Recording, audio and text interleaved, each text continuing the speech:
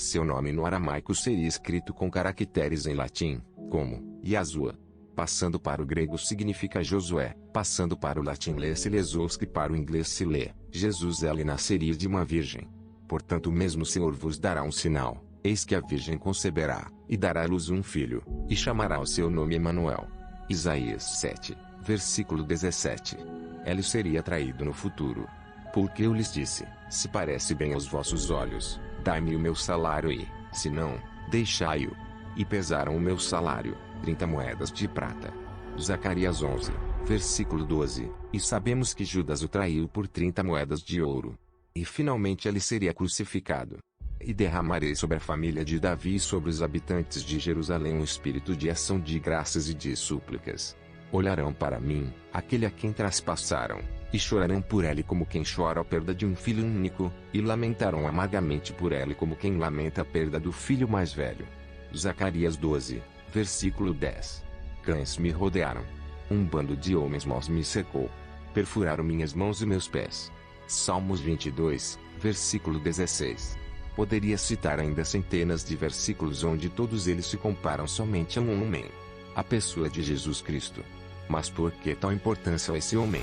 Porque notamos que toda a Bíblia e a Escritura se fala da vinda dele e de sua morte.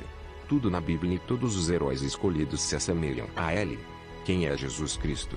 Levando-se em conta todas as traduções bíblicas, tanto católicas, evangélicas quanto as demais traduções, como por exemplo King James.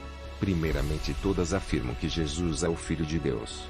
1 de Timóteo 2, versículo 5, que diz: porque há um só Deus, e um só mediador entre Deus e os homens, Jesus Cristo homem. Diferente dos anjos, Jesus foi gerado e não criado, e ainda está acima dos anjos.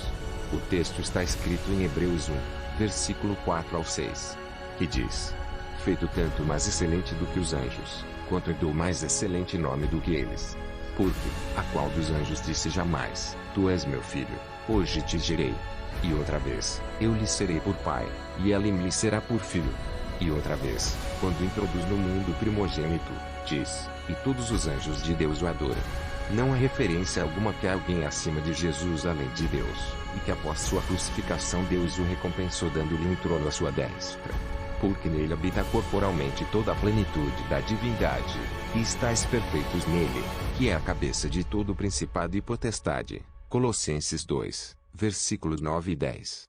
Ou seja, ter toda a plenitude da divindade é ser como Deus, pois ter plenitude de divindade é ter a capacidade de ser poderoso e está acima de toda principado e potestade, ou acima de toda hierarquia angelical e celeste. O Senhor Jesus recebeu tal presente de Deus, porque Deus se agradou de Jesus. Ela é a total representação física e espiritual do amor, justiça e bondade de Deus em um só homem e está em perfeita comunhão com o Pai.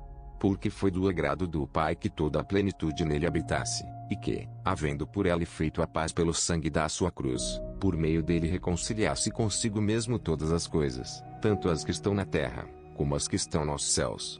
Colossenses 1, versículo 19 e 20. Poderia ainda citar centenas de versículos e qualificar a identidade de Jesus e o que se tornou. Mas, que esse resumo sirva de inspiração a todos, para observarem as Escrituras e procurarem pela fé conhecer a Deus e seu Filho de forma mais profunda. Mas, em resumo, por causa do pecado do homem toda a humanidade estava condenada diante de Deus, e o diabo, aproveitando as leis divinas, sabendo que quem peca, morre, jogou contra Deus para ganhar as almas de todos. Porém, não esperava o inimigo de nossas almas que Deus tinha tanta misericórdia e amor pelos homens e entregou seu próprio Filho para morrer em nosso lugar, a fim de nos perdoar e nos reconciliar com Ele. E Jesus foi premiado porque sua ação foi a maior de todas as ações de graças em Deus. Deixou sua habitação perfeita nos céus, segura e rica. Deixou seu Pai o lugar onde tinha completo regozijo e alegria. Mas, deixou tudo para nascer como homem, suportar trabalhos duros e sofrimentos, a fim de nos ensinar a maestria da bondade do amor, como Deus o ensinou, e morreu com morte de cruz, mas provou completo amor e obediência em Deus, perfeita caridade, foi perfeito em tudo e recebeu plenitude e poder de Deus para ser agora o nosso Senhor, autor da salvação de nossas almas, aquele que diante de Deus e pelo poder do Espírito de Deus forma um só Deus, mediador, que faz ação entre Deus e o homem.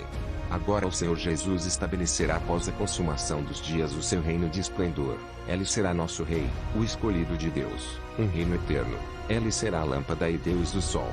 Deus só salvará aqueles que receberam seu sangue e creram no seu evangelho. Quem crer e for batizado será salvo, mas quem não crer já é condenado. Marcos 16, versículo 16.